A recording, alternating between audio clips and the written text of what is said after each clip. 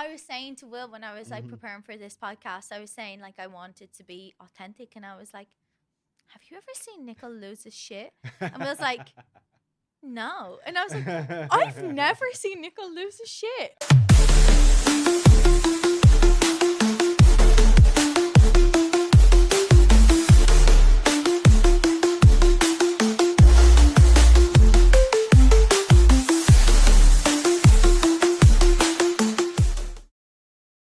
Hi, everyone, and welcome back to the Cry Me the River podcast. Today, I am joined by an incredibly special guest. When it came to choosing guests and what I would say about the guests as I introduced them to the podcast, I was at a loss for words for this person other than inspirational. I think I have been in the industry 10 years now, and of all the hundreds and thousands of incredible people I have met, he is by far one of the most inspirational people I have ever met. I think of him so often, probably too often. It's probably like restraining order worthy, but I think Australia said it best when they crowned him as Australian Young Person of the Year in 2024 for New South Wales. Today we are joined by Nikhil Author. So Oh man, you flatter me way too much, dude. I'm blushing. You can't tell, but I am. No, welcome. Welcome to the Yeah. podcast. Oh, thank you. No, it's great to be here. Great Thank to just you. chill and chat with you. Yes. Yeah. Thank you so much for joining me today. Like I said, you were crowned Young Person of the Year for New South Wales in 2024. Yeah. And I just feel like there's so many huge personalities in poker, like me being one of them, very overshadowing to the point where I really want you today to introduce yourself like to our audience, and not only as a poker personality, but just as genuinely the most incredible, most positive human I have ever interacted with. And that's like not me bigging you up, by the way. It's true. So welcome. Thank you. And I wouldn't say that like you don't see me getting angry, going berserk in the car after my bust outs. So But this is the thing. So I was saying to Will when I was like preparing for this podcast, I was saying like I wanted to be authentic, and I was like, have you ever seen Nikhil lose his shit? And Will's like, no. And I was like, I've never seen Nikhil lose his shit. So you say you lose it in the car after, and I do see the infamous poker stories on Facebook. Everyone should go at him, like they're pretty iconic, because there'll be like a semi-break in a tournament and he'll upload like 4 hands, and I'm like weirdly not at poker. I don't follow hands, but I'm like, he's pretty mad. And then I'll be looking at our CCTV footage and I'm like, he's laughing. I'm so confused. But you're really, really good at keeping your poker emotions, I guess, intact when you're at the table. Yeah. Oh yeah. I think what is that? And I think like in a way when I'm playing, like, and I think I've lost this a bit as I've become less of a professional, because I used to do this like not all day, every day, but like, you know, most of the time as my job kind of thing. But I think now I've become a recreational. I'm not playing as much. So the variance, I think, sort of gets to you a bit more. But the way I look at it, though, is I don't care what happens in terms of outcome, as long as I made the correct decision at the time, right? And the reason I get mad at myself most is when I make mistakes. And that's the thing. Poker, no one's perfect. No one knows the game back and front. Computers, I mean, they think they know, but I don't think they know. They don't know the person that they're sat with. They haven't played at like, you know, the Star in Sydney. They don't know how players play there, right? So it's I will admit that the Star actually get a hell of a lot more than Marconi do. So like shout out to our players. They don't rile you as much as the Star does. No.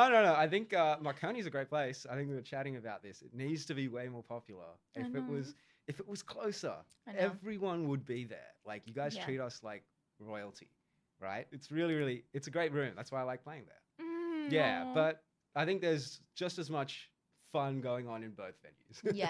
In terms of different kinds of play. Debauchery, indeed. Sometimes I get on in it, I won't lie. What? I've never seen you. I mean, like maybe you might order a cheesecake every now and then. I'm like, oh, Nikhil's spicing it up on a Wednesday. Yeah, actually, I probably don't get out of line enough, but No, Yeah. good. Yeah. I have It's- made some pretty terrible calls lately, though. I won't You lie. know, you make like an interesting point there, which Mm. is from a tournament director and running a room's perspective. I don't think you give yourself enough credit for. You do get annoyed and you get upset and you get angry, but I've only ever seen you get angry really at yourself, which is Yeah. so strange. I see you get annoyed at the decisions you've made, the mistakes you perceive that you've made, but you are, oh my god, you never call a spade a spade. Like if somebody plays a hand against you, that's the face you pull. Yeah. Yeah. That's the face you pull where you're just like kind and you're like interesting, but like Godspeed to you, my sir. Like, but you never get annoyed at other people. Were you always like that? Or I think like the way I look at it as well is most people are coming here to play poker to have fun, yeah. right? And I don't care how you play, right? I don't care what decisions you make. I do get a bit like grumpy sometimes because like, oh, how could you call like that? It's everyone does, right? Mm. But at the table, like if that's the decision you want to make and you're having fun, you're happy that you've won, I'm happy for you, right? So yeah, I guess that's the way I look at it. Like someone's going to be happy, someone's going to be sad no matter when you play poker. And you always have a choice. You can, especially on the tables, right? The reason why I'm out there playing live poker, especially, I could be online all the time. I do like online poker too. But going out there, like seeing just the crazy stuff that happens, whether it's poker wise or just like, you know, people needling each other, people having fun. Yeah. Like that's the whole reason I got into poker. It's so right? good. So I'm always happy no matter what happens. And the way you can do that is if like you always have a choice. That's something I realized like with my health challenges early on, just in life. You can either, you know, sulk and be angry at yourself, or you can sit there and enjoy the moment. Like not many people have a chance to go around, play, you know, hundreds of dollars, tens of dollars, dozens of dollars, no matter how high you're playing. Not many people get to do that in the world and just play a game that they like, right? Mm. So even when you're losing, I just look up, I'm like, oh, I can hear all the chips riffling. Yeah. I can see all these people playing, or I'm running deep. How good is this little bit of stress? That little bit of like, you know, that. I mean, I'm Yeah. so excited to have you here today, and I'll get into it more down the line. Mm. But like, when I say that you are genuinely the most inspirational person I know in the current day, you seriously remind me of another gentleman who I loved very dearly. I met him when I was 17, just about to turn 18 in poker, and I truly believe that if he knew it or if he didn't, that man like shaped my life in the sense of life was not kind to him. But my God, he was the kindest person that you met at every day. He lived life to the fullest. And like you say, when you go and you play poker, you're there to have fun. Nikhil, do you know how many times I've sat in my office and I have been listening to other poker players and sure, like, they're oblivious. Like, I think oblivious and ignorance is a gift that's given to us. I genuinely do believe that. Ignorance is a gift that's bestowed onto you. You don't see it at the time, but it's a gift because you don't need to know anything else. And when I look at our tournaments, and even I'm guilty of it some days, I'm sat in the office and I think, like today is shit, or this person's annoying me, or I didn't get the extra 100 players I thought I was gonna get. But then I look at you. And I genuinely, I swear to God, I do. And I have never not seen you with a smile on your face ever. I promise you. And I just look at you and you just bestow joy onto everyone that's around you. And I wonder with a game like poker, where the mindset is so up and down and it's so temperamental and it's so probably more negative than good. What is poker to you? What does it mean to you? Because I can see you're truly happy when you're playing. I can actually see it. And that's Yeah. like, that's not in a lot of people. And I often wonder to myself, I've never known the answer to this question. When did you start playing poker, and through all of your trials and tribulations in life, you continue to play? And what does it mean to you? Yeah. So I started playing, I think like a lot of people, playing pub poker, right? Oh, yeah. APL poker, that kind of thing. And the reason though why I really like this game is because the person who dragged me out to play this was my dad. And this is, I think you might remember, like before COVID, I used to have this cramping pathology. Like they're not exactly sure what kind of thing it is, but it's a side effect of the bone marrow transplants, my cancer treatment kind of thing. But I used to cramp 24/7, like full blown. Anyone who's had a cramp knows, like full blown exercise like cramps. And it used to make me, it used to, I was suicidal, right? I was so down all the time, and anyone would be if they're constantly being tortured. Excruciating pain. Indeed. I remember you explaining it to me in brief, and all I could remember thinking was, I haven't had a cramp since I don't know what age you really start growing at, but I guess like 12.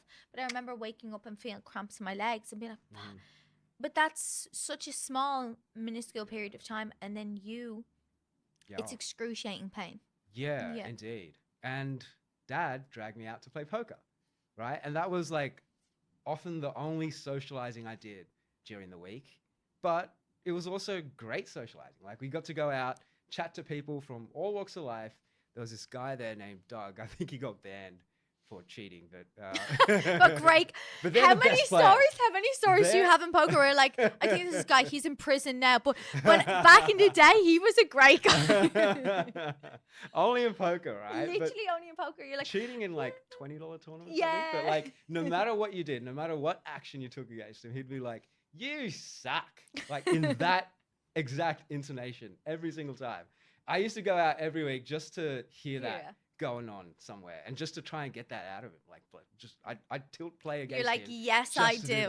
I suck so hard right now. So there's so many personalities out there, right? Playing poker, and you get to engage your mind. You get to like think deeply. There's so many different things you have to think about, especially in live poker. Yeah. Like you got to consider so much, and that just got me, into the game. And then I started playing online, and did then your dad, I was like, whoa.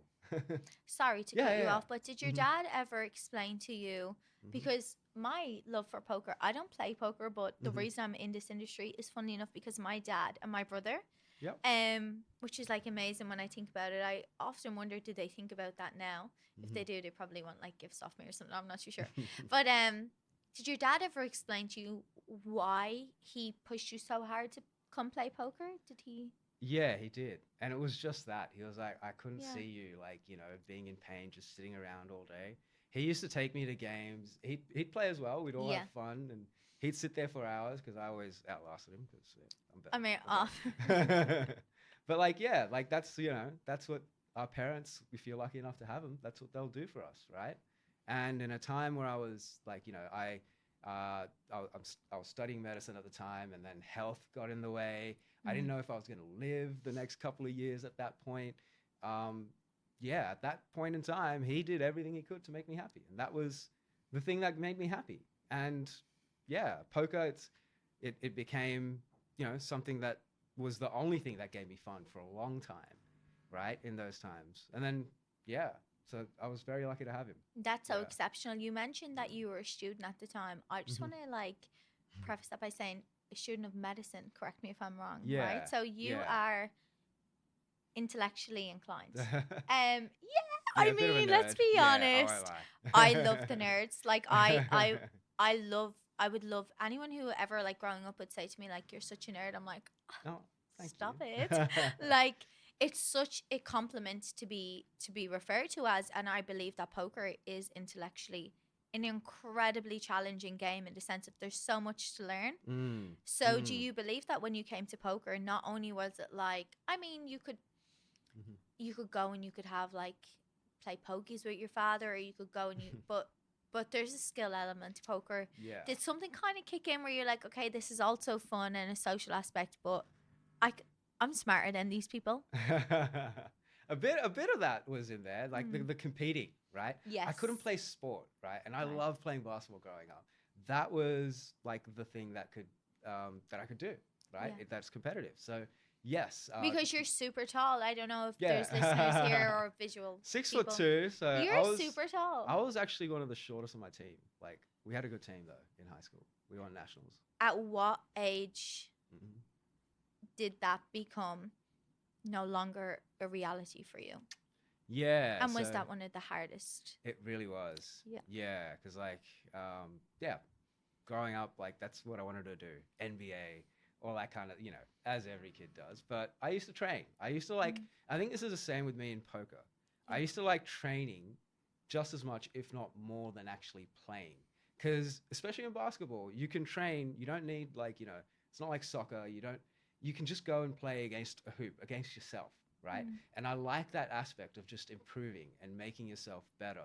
And same thing with poker, right? I liked getting better, learning new concepts. When I went online, I was like looking at my hand histories, looking at which hands I was playing correctly or incorrectly, and then seeing myself improve against that. Like that, that, that was fun for me, right? Not even playing, just studying.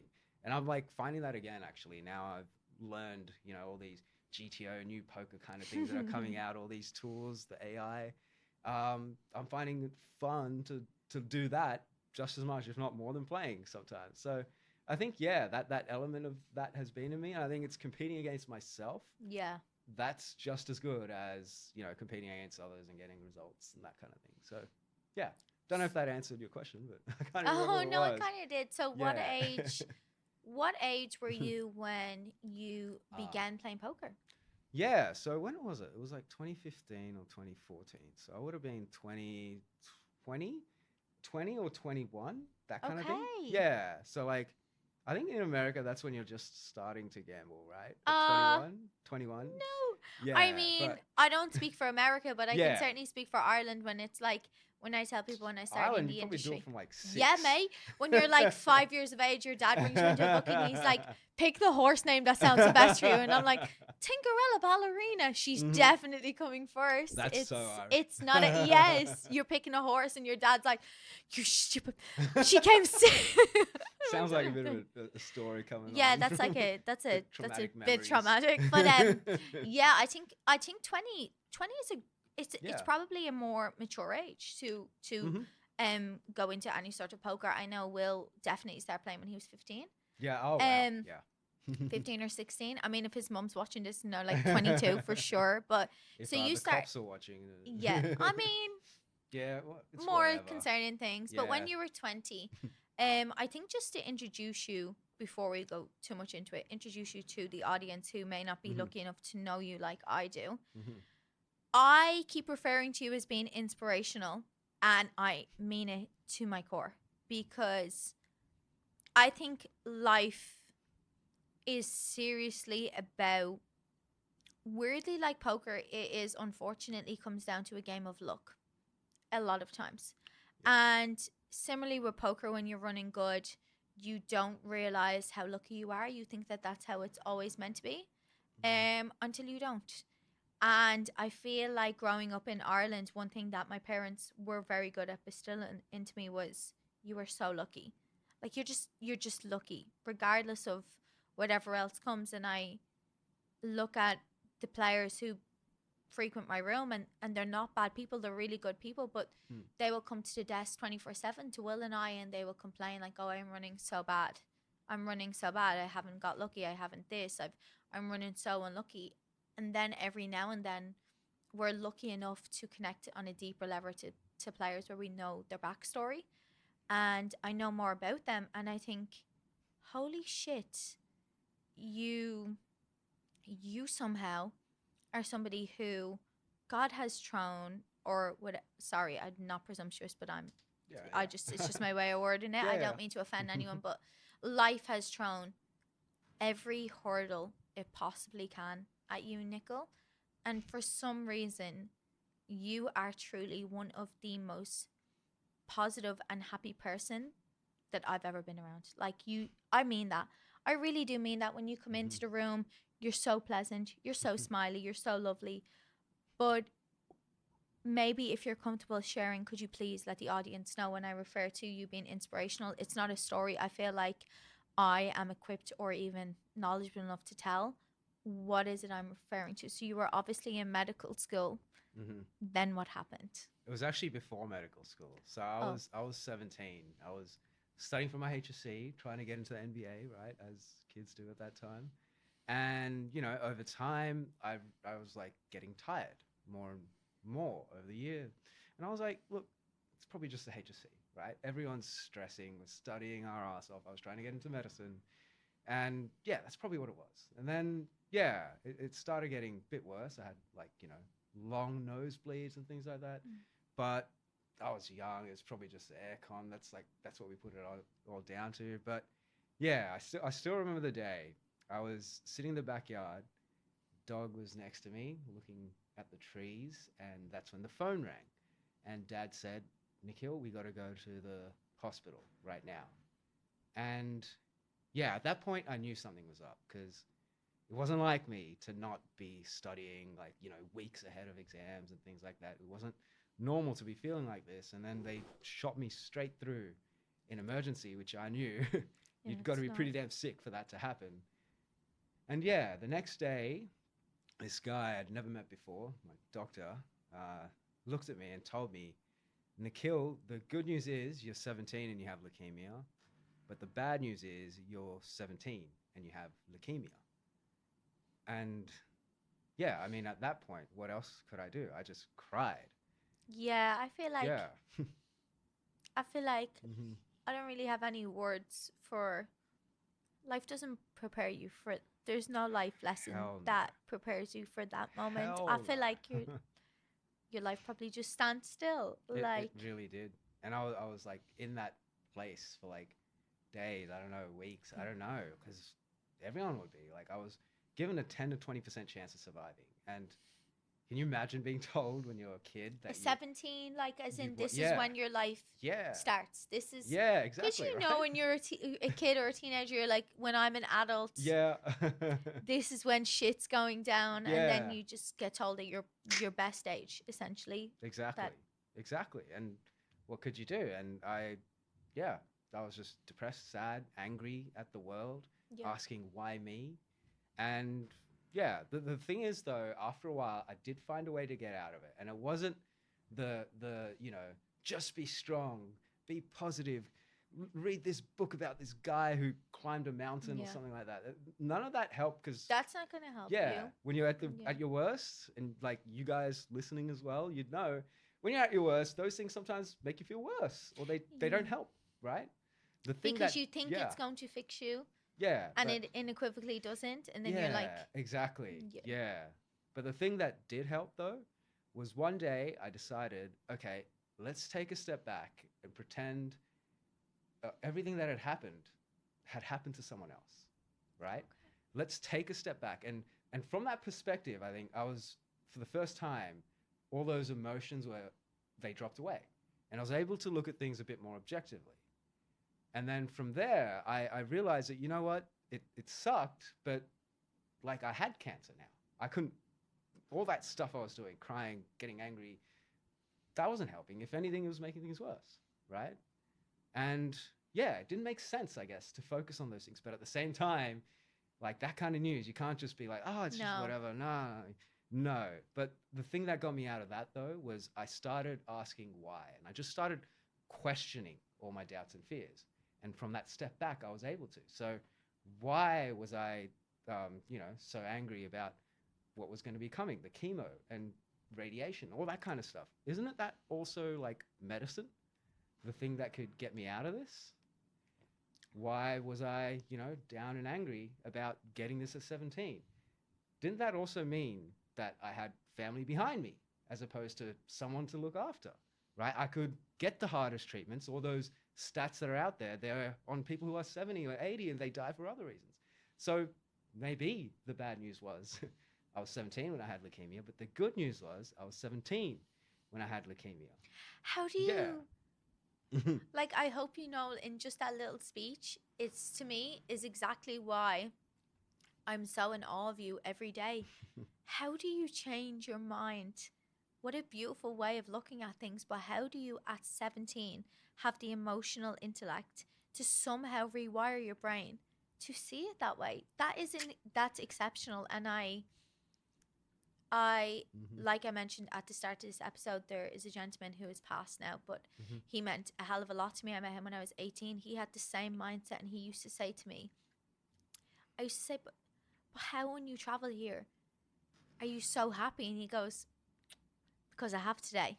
I have today, Mm, and I have here, and I have you, and I have my friends. And mhm. isn't that wonderful? Indeed. Because you don't know. And I was 18, but he was like, you don't know how long you have. You Mm-hmm. don't know what's festering. You don't know what's in the plan for you. So you're living your life as if you have all the time in the world. Mm.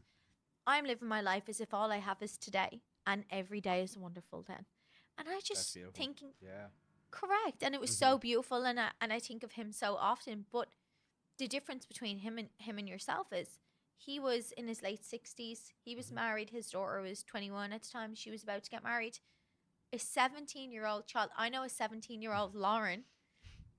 She's not dealing with that well. Even a 29-year-old Lauren, to have the intellect to be able to sit back and say, no, this is a, I'm going to flip it, and this is a positive, as Mm-hmm. if this was going to happen at any other time in my life happening to me now. I'm going to see it as a positive, and I'm going to, you have a fighter mentality.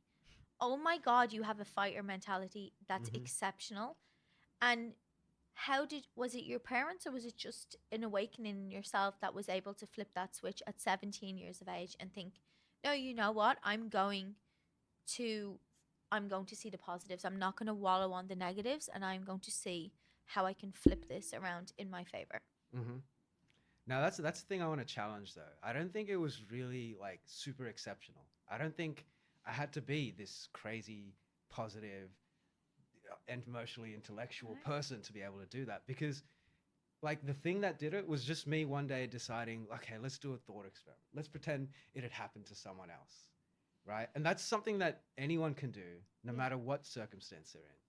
And taking that step back, right? That when we know through like scientific studies that when you self distance, your emotional centers they activate less, right? Your when it comes to pain, your attention centers they activate less. So if you can take that step back, first off, that's how you're able to ask those questions, right? And then when you do ask those, from there, it only makes sense to choose the option that leaves you happiest and Yeah. healthiest. And then you do always have a choice. It doesn't look like it, right? But you do always have a choice on how you deal with circumstances. And at that point, I could either stay always sad and angry and down, or I could focus on the things that I did have on my side. And from that step back, if I was to tell anyone else what to do, if I was to tell that other person what to do, it would be just to focus on those things that I did have on my side when I can. Now that doesn't mean it wasn't It hard. sucks. It Yeah. I went through the worst things you could go through. I have Yeah. been through so many other things Holy after that. shit. I Open mean, I heart think I'm friend. surgery, Yes. so many other things I've So had. the open Yeah. heart surgery, Yeah. this sounds so crazy to me because Yep. I don't want it to sound what's the word I'm looking for? Mm-hmm. The open heart surgery for me, Nickel, was a scary time. I Mm-hmm. remember, like, obviously I'm not quite religious, but I'm religious in a sense of, I Mm-hmm. remember when you were going for open heart surgery, and I strongly recommend anybody who is watching this today to go and follow. So you have your personal Facebook page, but you have an additional page.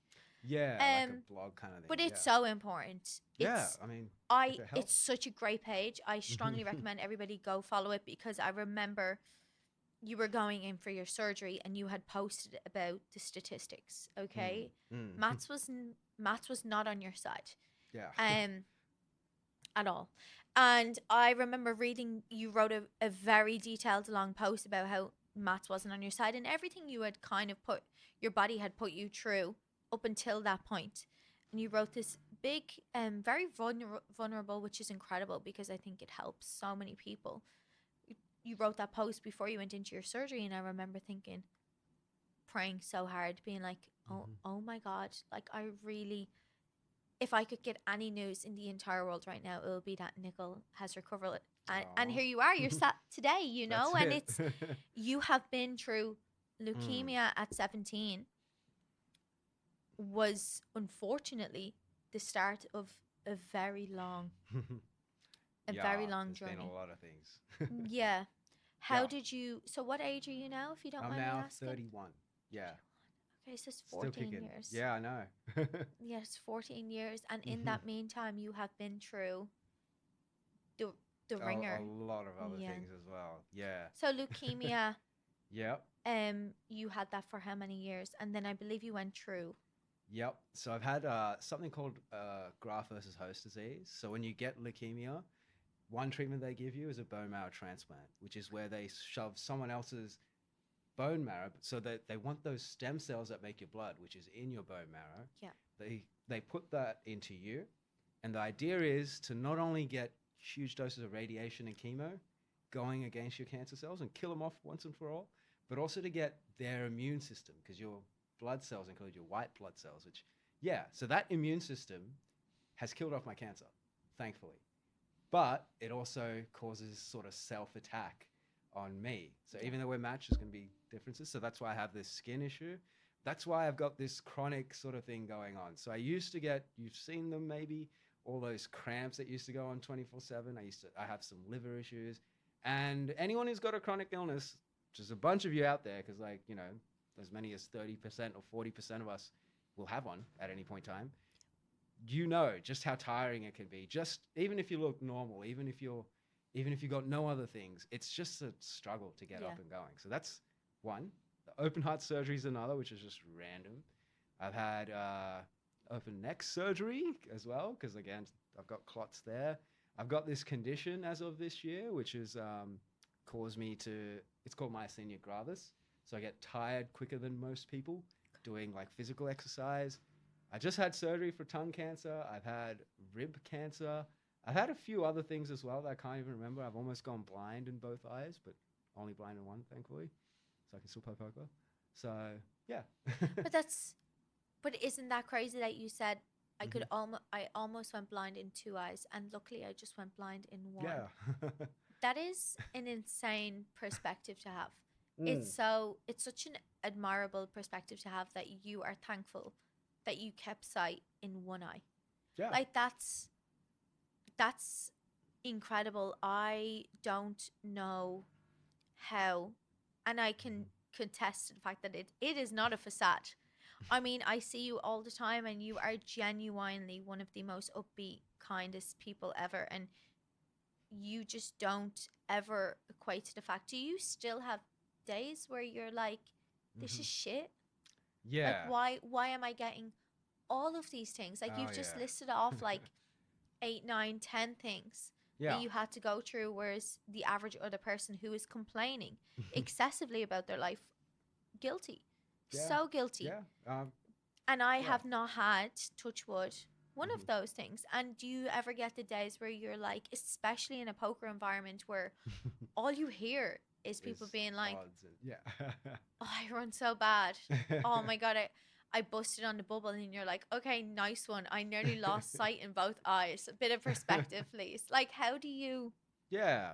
I think the thing is that, like, I am, you know, happy whenever I can be, and I try and choose to pick that path, right? It is a choice that you get to make. We get to play poker, right? We get to do all these things. I get to go fishing. Like, whenever I'm doing those things, I'm happy. But I'm not happy all the time. And that's something like I want to tell everyone as well. Like, that mindset that got me out of cancer, to take a step back and pick the path that leaves you happy and healthiest. Like, I've managed to smile like 10 seconds after being told I'd relapsed and probably would be palliative. So is poker, you mentioned fishing also. I know you love fishing. Yes. Poker and fishing's, it's important to find an outlet to. Yeah, 100%. And yeah, I mean, in your normal lives, like, I do so many things outside of poker, it gets stressful. It gets tough to do that all the time, right? And we have this game, a lot of us watching here, that allows us to have an outlet. And yeah, poker, as I've said, it's been like, you know, it's been something that got me out of pain. It's something that distracted me from a lot of bad things that were going on in my life. It's been amazing. It's been fun. It's been profitable, but it's also like, you know, just something I love doing. And same with fishing. So if you're, the thing is, if you're playing poker and you're hating it at that moment in time, there might be some argument there that you need to take a step back and reevaluate. And then that's when you can maybe re-find your love of poker by studying for a bit, right? And I'm saying studying, but it's just like learning and looking at how others play, just watching YouTube videos and learning what new concepts are out there, and then just things that are there. Or for me, the other outlet is fishing. And Yeah, I will put fishing above poker. It's just Mate, I watch you it will. fishing all the time, and I'm like, Yeah.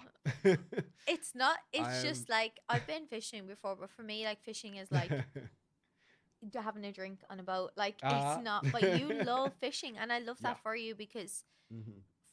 you find happiness in the Yeah. darkest of places, and Yeah. I love that.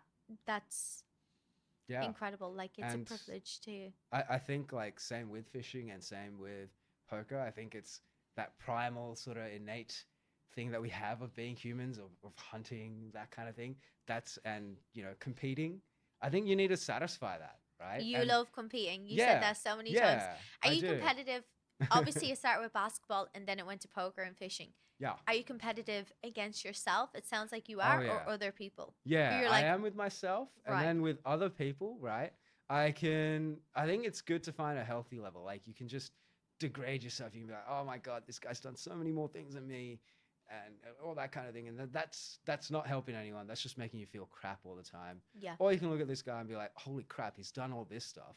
All right, how's he done it?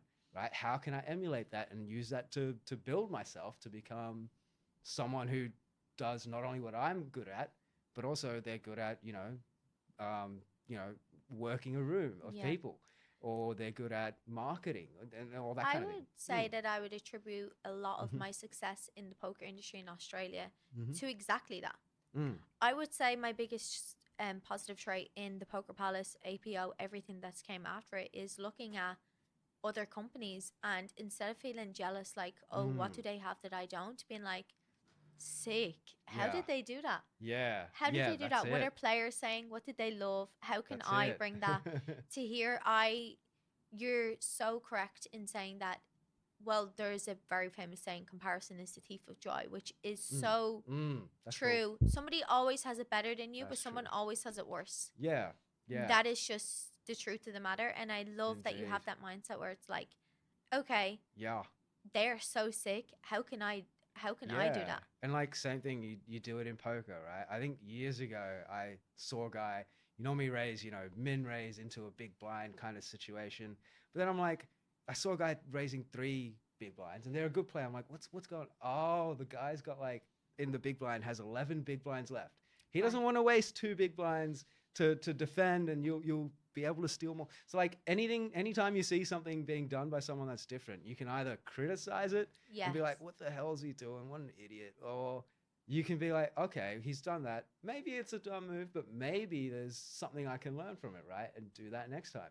And then when you do it next time and it works, you're like, oh crap, that's cool. And that's fun, right?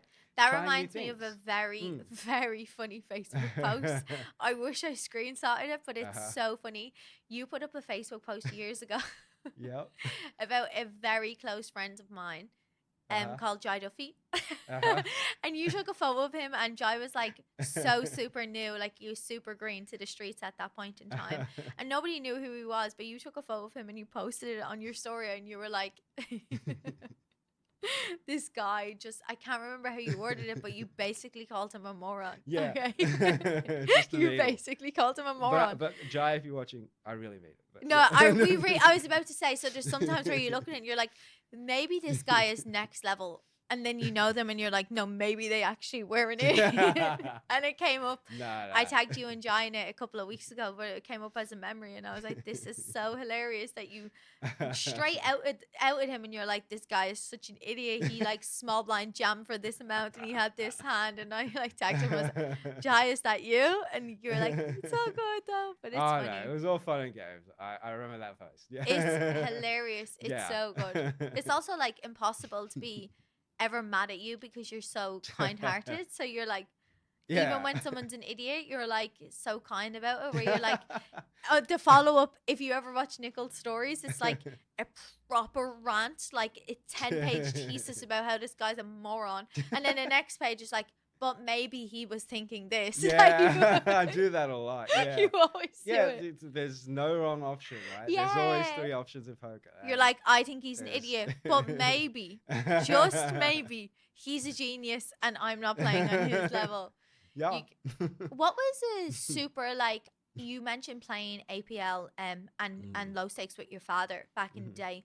What was a time, can you remember a specific period of time where you're like, hang on, like, I'm really into this shit. Like, I Mhm. like it. Or a pinch me moment. You go to Vegas Yeah. every year, and I Yeah. love that for you. I really do. Why I the hell I not, see you in right? Vegas every year, and I Yeah. literally love it. And I'm like, that guy, he's missing a lot of things. He's not missing Vegas on the strip. What do you remember? Like a moment where you're Mhm. like, this is gonna stick with me forever. Like this is a core moment. Yeah, a core moment for sure. So I think so this is when I was just getting into online poker, and I think like to answer your question there, that's when I started really like loving the game and Mm. improving against myself, seeing the results and like, the money coming in and all that kind of thing, playing hundreds of thousands of hands, all that kind of thing. And I was like, yeah, I'm really into it. And then in 2016, I was given really bad news in that I have this lung condition, right? A complication of my bone marrow transplant that I got. And it meant that, my life would be limited by this thing. And I was like, shit, as anyone would. Like it's so crazy that you Yeah. say so positive, but it's Hmm. not even my life, and I get so Yeah. irate when I hear this. I do. I get so Yeah. angry because I'm like, fuck this. Like you're Yeah. doing so well to deal with what life has given you at that point, and then it's just like you get another illness off a Hmm. complication of a treatment that you had to have. It's Yeah. I know. It isn't fair. A lot of the things that we go through aren't. But again, in that moment, I was like, shit, this does suck, but I can't change that now. So I might only have a few more years left. Who knows? I might have 20, I might have 10, I might have 5. Well, if I don't have that much time left, what the hell am I doing not going to play the main event? So I booked literally the last flight out from Sydney oh that you possibly could to get into the main event. I played at that point. I hadn't played a casino game. I played tournaments online, right? $100. I was up to what? like the $30-$40 mark in daily sort of You went tournaments. straight from like a I went church. from there to playing in the main event. I've played like, maybe 2 or 3 casino events, so I knew how to not look like an idiot. And yeah, I got there. I started playing like, some 200 dailies, some 400 dailies. And I'm like, all right, buy into the 10K main event. Let's do it. And then day one, I had John Juanda on my right. I had like, high stake players. I had Foxen as well playing on my table on day one. You're supposed to get Yes, businessmen. You're supposed to yes. get recreationals. Here I am Fred playing from against Dallas. yeah, this guy's like just like, oh yeah, I shipped a 250K tournament yesterday and he's on my table. And yeah, day one I managed to double my stack through a lot of these guys, played decent poker. And then day two, got through that too. Day three, I cashed. And that was a really cool poker moment. Anyone who's cashed the main event, the first time you cash it is just like, wow, it's so cool. I mean, a You're lot of watching, people yeah. have a good moment, but yours is like, I went from this and I was like, Yeah. you know where I need to be right now? Yeah. Vegas. Like a week before, I'd been told that bad news. And then I was there, like living out that. And whenever you start playing poker, I think everyone who does, they've watched those World Series videos on YouTube.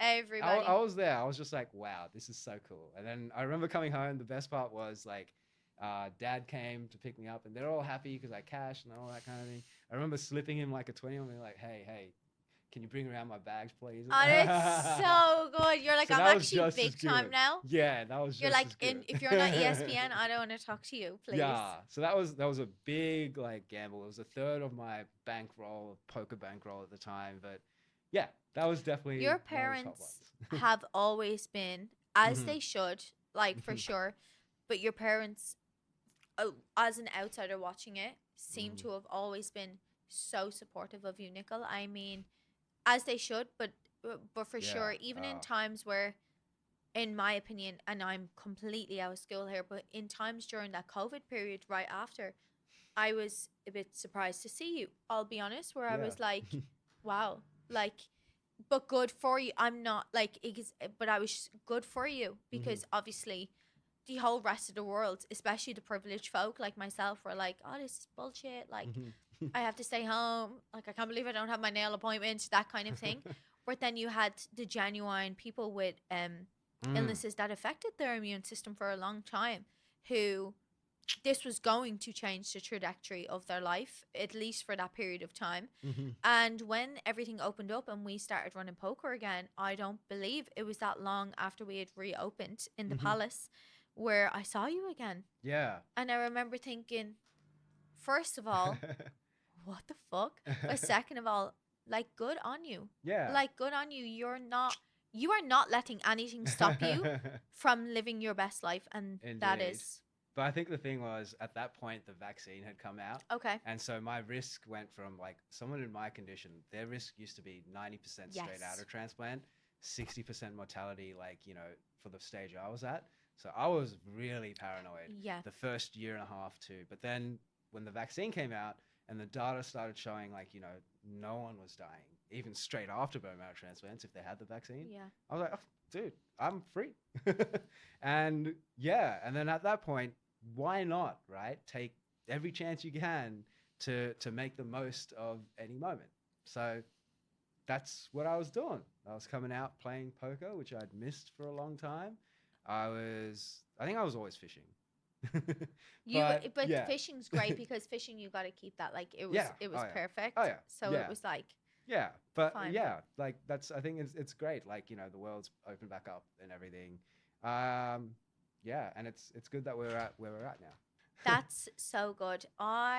So when COVID like opened you Hmm. back up and brought you back in Hmm. to the loop, were you Hmm. just so excited to get back, or were you a bit apprehensive? Especially, Yeah, I remember we went back to America and I saw you there yeah, like the next summer. I yeah. think it was like maybe the next summer or the summer after, and I was like, Hmm. okay, America, their They're COVID journey crazy. was not the same COVID journey as They're a our bit journey. crazier than ours. And Yeah.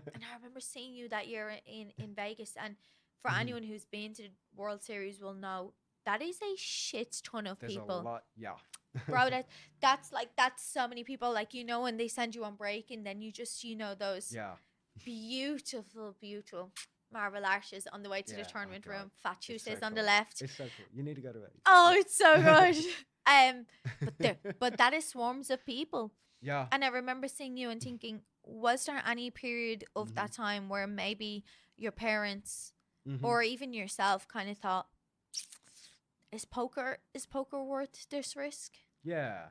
So I guess early on there was that apprehension, Mm. but I also had access to, like, these super drugs, I guess, as an at-risk person, which also made not just, non-mortality a thing for COVID when you got it, but it also made, like, the course of disease 2 or 3 days rather Oh, than, cool. yeah, but maybe a bit more than 2 or 3, but, like, the severe part of it is only 2 or 3 Yeah. days. So I still have access to those drugs, which are they're really, really good for people like me in particular.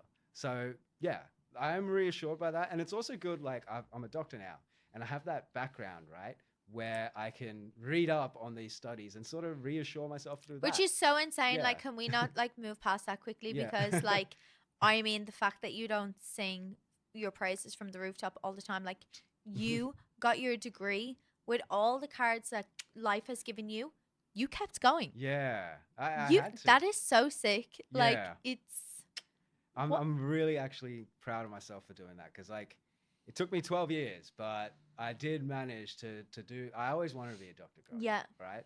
And then I got sick, and I'm like, okay, I need to become a doctor. And then I got sick, and then started med school, and I relapsed, and they were like, you're probably gonna die. And I was like, oh shit, there it goes. And then I got chronic illnesses. Then I got that cramping pathology. Then I got so many other things. I actually thought I can't do medicine. And poker was a career option, but also I was getting into research. I have a couple of social enterprise startups, which I still run.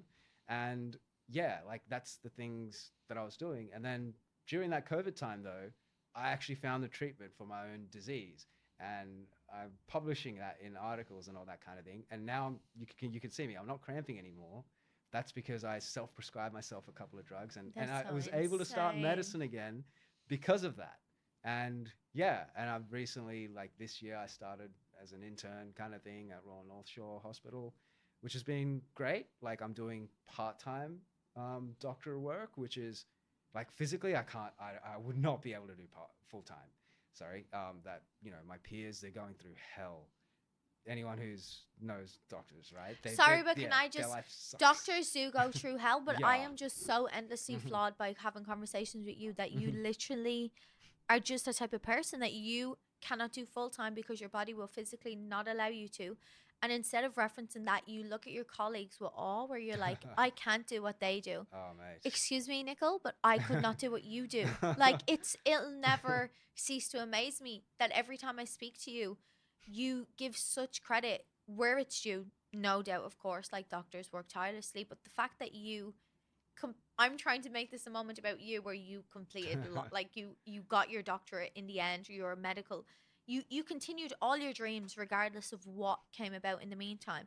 And instead of being like, yeah, I did it against the odds, you're like, I'm part-time, I couldn't do full-time because those guys are amazing. No, you're amazing. You're amazing. uh, yeah, I'm not good at taking compliments, I Yes, guess. I'm looking at you and I'm like, Yeah. sorry. Like, I literally do like 3 things in a day, and I literally come home and call my mom and I'm like, 3 things. where is my Blue Peter badge? Yeah. Because they need to sign this shit up. I'm elite. And you're like genuinely elite. And you're like, yeah, but it's like no big deal. Do you feel like, do you understand that like completing one of the by far hardest degrees in the world, there is no subjective means about it, a medical degree is genuinely one of the most difficult degrees to obtain?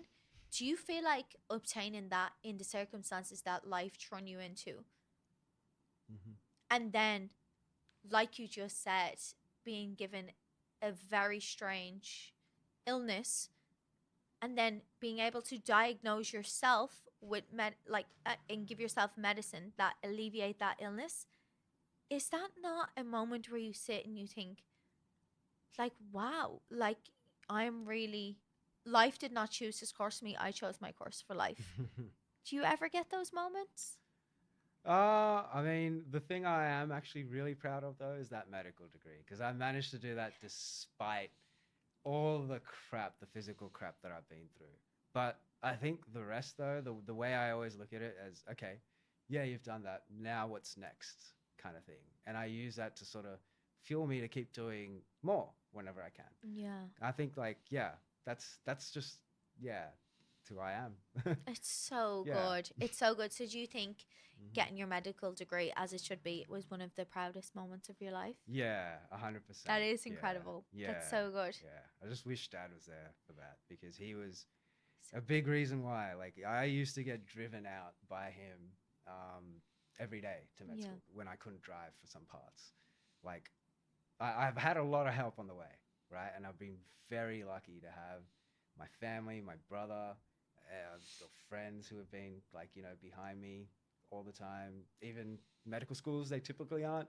They usually are the ones who like try and kick people out of medical school. Like we're trying to keep doctors strong, all that kind Yeah. of. For me though, they were very supportive. I've had some, yeah, really good people behind me and in my corner. So that's, yeah. I was slightly apprehensive whether to address that Mhm. because I haven't been in your life in an indirect way for the last number of years. Mhm. Anyone who knew you, knows you very early on, would know that your father is a pinpoint of your life for sure. He is Mhm. a person who, quite similarly to myself, my parents would be the same, where you attributed a hell of a lot to your father. He was so prevalent in all of your Facebook posts, even with the poker story. He was the one who got you out. He got you out and socializing and kept you upbeat on those days. And yeah, unfortunately, I think maybe last year, The year before, yeah. the year before last Mhm. year, you obviously were hit very Yeah. suddenly, incredibly Yeah. suddenly. Yeah, it was Um, not expected. And he did pass away. yeah. Yeah. And I'm so sorry to hear Mm. that. I Mm. remember I reached out to you at that point in time because I Mm. just remember, like I said, quite often I will open my Facebook and I'll read some of your posts and I just think, what the fuck? Like, what? Like, not Mm. in a weird way, like, not again. Mm. Like, not again. Like, there can't be Yeah. so many things go so Mm. wrong for someone. And it just seems like the week before you guys would go fishing all the time, Mm. and it was like it was very obvious to somebody to see how much your father meant to you. And then I saw in that year, or nearly 2 years now since he's passed, just so much that you have achieved. And you have achieved a lot, like a hell of a lot. Mm, You've achieved more than most who were not were blessed with way more capabilities than yourself. And I just do remember looking at your medical post and being like, God, you know you know he's with you for mm, sure. mm. Like you know he's with you. Your mom, I'm for sure your mom taught at that point in time. He's Yeah. definitely there. Just because obviously Yeah. I know that you wish that he was there, but for sure your father would know that you were quite literally one of the best human beings he could have ever raised on this planet. Um, how did how do you deal? Grief is hard enough to deal with Mm, at the best of times. mm-hmm. How did you navigate grief while also having your own trials and tribulations and still get a medical degree? How was Yeah. that transition?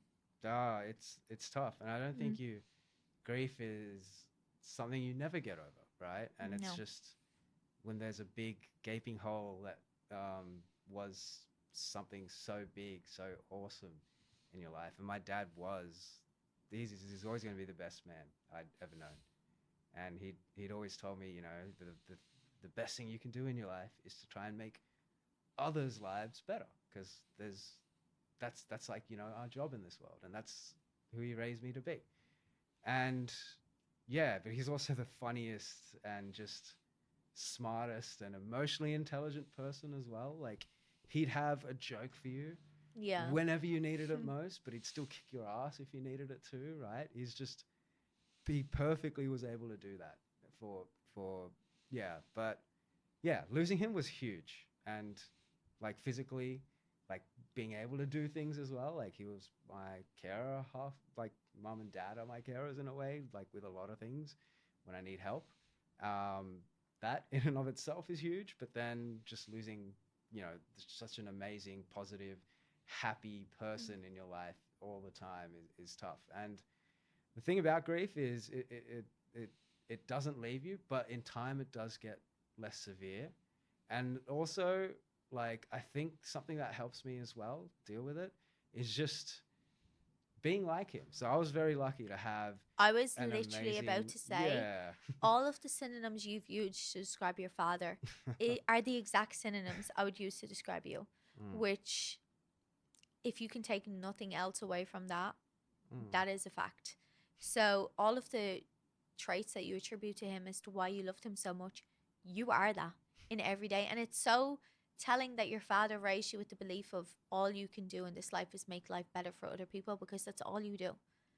All mm. you do, if you follow your socials, your blog, you will see that you literally dedicate your entire life to trying to make things better for everyone else around you. And Yeah. my God, do you do that in spades? And you never falter from it. So that's, Yeah.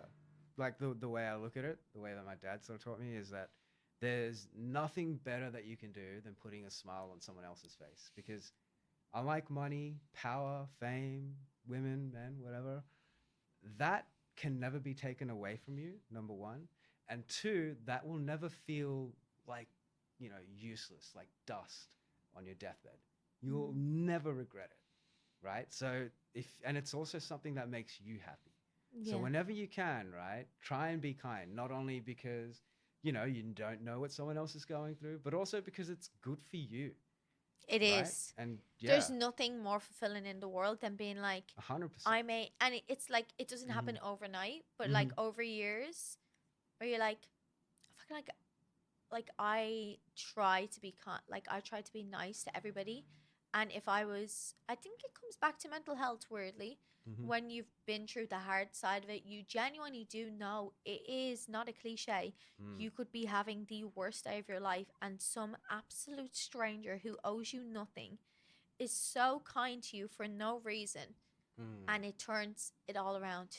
A hundred It turns percent, it all right? around straight Yeah. away. Yeah. And you're like, fuck, like, Faith restored, right? yes, And yeah, yes. And yeah. the thought for 2 seconds that we might have done that for other people is Mm.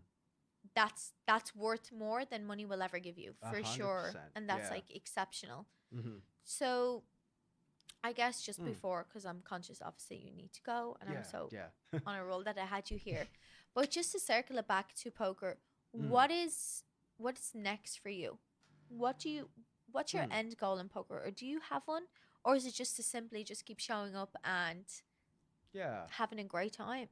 For me, I think poker is, I just want to keep improving, right? I'm not going to go, jump to too high stakes straight away. I like the grind of getting up there and like seeing results and getting better. Like these days, I'm finding like using those AI tools and trying to GTO wizard and things like that Yeah. and figuring out why these things make sense. Like that's really fun and fascinating to me. It's like doing that and playing a bit more, I think, is something I'd like to do. But I think with me, poker as well, I one thing I'd like to get out to people as well is, I run bad a lot of the time. You guys all run bad. We all run bad, right? But if you can, just take a moment when you're in that mood, when you're sitting there in a room and you're like, why am I here? Just take a step back and be like, 10 years ago, right? If you're a young guy, 40, 50 years ago, if you're some of the older people, just imagine, could you have imagined yourself being here playing for hundreds of dollars and just playing against all these people, having fun, feeling like home, or feeling like you're a shark coming in to try and like take in that feeling, whatever it reminds, whatever that you brings you joy in poker. Just remember that, and remember also that we've all sucked out in life because we're here in Australia. Yes. We have, the best medical system in the world. I can attest to that. For sure. Right? We have the opportunity to play poker. We have so much going for us. And we do go through our struggles as well. And it does suck no matter what you're going through, right? It's going to be terrible at times in your life. But if you can take a step back, if you can question all your doubts and fears, if you can talk to someone and find a second way of looking at things, take that chance to walk life down that path. Because not only does it only make sense to do that from that step back, it's also the thing that leaves you happiest and healthiest, right? So try and do that whenever you can. That's what I say Honestly, to people. I'm like, that is one of the best things I've ever heard. I think it's like applicable to not only poker players, but just people in general. And I think I would do a disservice to follow that up from anything else. So I would love, if possible, to wrap it up there and say thank you so much for joining me today, Nikhil. This of course. It's good one fun. of the best episodes for sure. And I'm really honored to not only just have you here, but just to know you. And Same here. Oh, thank you so much. Thank you for watching.